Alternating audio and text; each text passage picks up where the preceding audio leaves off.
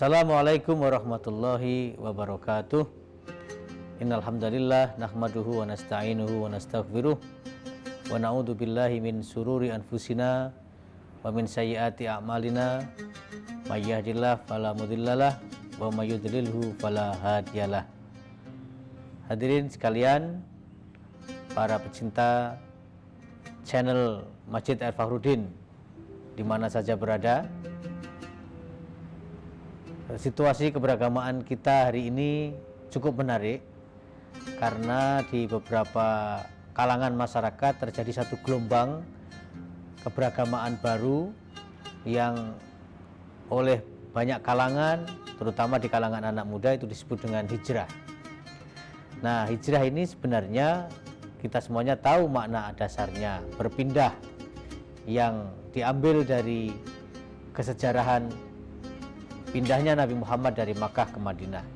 Tapi dalam kehidupan beragama kita hari ini, kita menyaksikan makna hijrah itu sepertinya agak mulai berubah atau memiliki konotasi makna yang khusus di Indonesia, yaitu untuk menyebut gerakan, terutama sekali lagi di kalangan anak muda, yakni mereka-mereka yang ingin meningkatkan kualitas keagamaannya dari, katakanlah, yang semula hidup dengan cara yang kurang religius menuju pola keberagamaan yang lebih religius.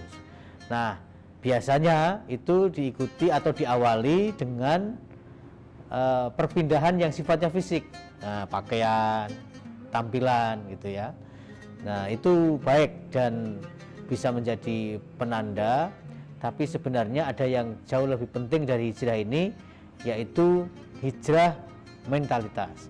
Nah, untuk ke situ saya ingin mengutip sebuah hadis yang pada dasarnya hadis ini memberikan nasihat kepada kita, utamanya etika tentang majelis ilmu pada dasarnya. Tetapi karena ini menyangkut perpindahan pola sikap, maka saya ingin menghadirkan hadis ini juga sebagai cara kita untuk memahami hijrah dalam makna yang lebih substansial. Jadi ada satu hadis yang mengatakan, la tajlisu inda kulli alimin, janganlah kalian semua duduk,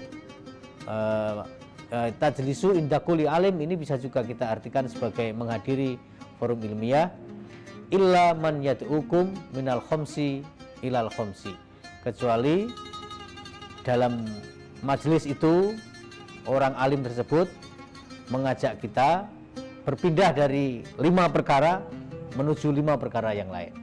Nah, yang pertama itu adalah minasyaki ilal yakin, dari keraguan-raguan menuju yakin. Nah, ini sekali lagi etika di dalam majelis ilmu ya. Maka kalau kita datang ke majelis ilmu, hendaknya majelis ilmu itu memiliki peran dalam menghijrahkan hati kita dari keraguan-raguan menuju keyakinan, minasyaki ilal yakin. Kemudian yang kedua adalah minal kibri ilat tawadu, jadi dari kesombongan menuju tawadu. Ini juga penting karena jangan sampai gerakan hijrah yang sekarang ini kita lihat bersama-sama justru melahirkan al-kibru al-jadid, kesombongan baru. Kesombongan baru itu misalnya begini, karena berpindah dari pakaian yang katakanlah bergaya Indonesia, sepertinya dianggap kurang islami, kemudian ganti pakaian yang katakanlah lebih kelihatan islami, lalu orang mengatakan bahwa pakaian ini lebih islami dan saya lebih soleh dengan memakai pakaian seperti ini. Maka sebenarnya hijrah itu masih pada konteks hijrah fisik, belum hijrah substansial. Kemudian yang ketiga, minarya ilal ikhlas, jadi ilmu yang dimiliki atau majelis ilmu yang kita hadiri hendaknya mampu mengarahkan kita dari riya menuju ikhlas. Karena bisa saja sekarang ini kan agak sulit membedakan riya dan syiar dalam konteks ibadah beragama, ibadah keberagamaan, dan kaitannya dengan perkembangan teknologi informasi. sehingga kita pasti pinter-pinter memilah bahwa oh ini konteksnya syiar, oh ini konteksnya riya. Nah itu satu hal. Tapi yang lain lagi adalah ketika riya itu lalu menguasai seluruh dimensi kehidupan yang kita jalankan, terutama dalam kaitannya dengan ibadah. Karena itu hijrah yang nomor 3 itu adalah minar riya ilal ikhlas. Nah ikhlas itu memang sesuatu yang gampang sekali diucapkan dalam konteks kehidupan beragama, tapi begitu sulit kita lakukan. Kemudian yang lainnya adalah minal aduwati ilan nasihah, permusuhan menuju nasihat. Agama itu nasihat, ad-dinu nasihah. Maka kalau ada tekad berhijrah dari perilaku yang kurang religius menuju yang religius, sebenarnya di dalam dirinya sendiri tekad hijrah itu mengajak kita untuk menghargai orang lain. Karena di dalam hadis itu tadi, salah satu hijrah yang juga penting itu adalah minal aduwati ilan nasihah, kepada nasihat. Sehingga jangan melihat orang lain yang berbeda itu sebagai musuh, orang lain yang kebetulan memiliki orientasi keberagamaan sedikit tidak sama dengan kita itu sebagai musuh. Jadi harus menjadi ad-dinu nasihah. Kemudian yang terakhir adalah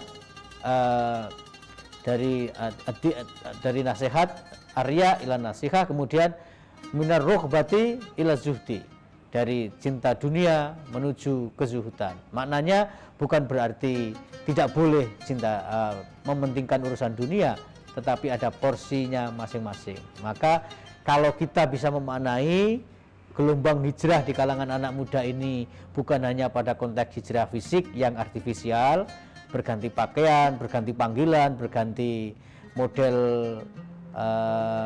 tampilan itu, tapi yang lebih penting adalah dengan meneladani hadis tadi itu, meskipun konteksnya adalah majelis ilmu, tapi substansinya sangat penting, yaitu hijrah dari keraguan-raguan menuju keyakinan, hijrah dari riya menuju ikhlas, hijrah dari permusuhan menuju nasihat, hijrah dari kesombongan menuju ketawaduan, dan yang terakhir hijrah dari terlalu mengekspresikan kecintaan kepada dunia, kepada zuhud, yang dalam arti yang lain adalah zuhud, cinta dunia harus diseimbangkan. Demikian, mudah-mudahan kita makin hari dari hari ke hari semakin pandai memaknai keberagaman kita, bukan hanya untuk konteks orang lain, tapi yang lebih penting adalah keberagamaan untuk diri kita sendiri dan memberi manfaat kepada masyarakat. Terima kasih. Billahi taufiq wal hidayah. Wassalamualaikum warahmatullahi wabarakatuh.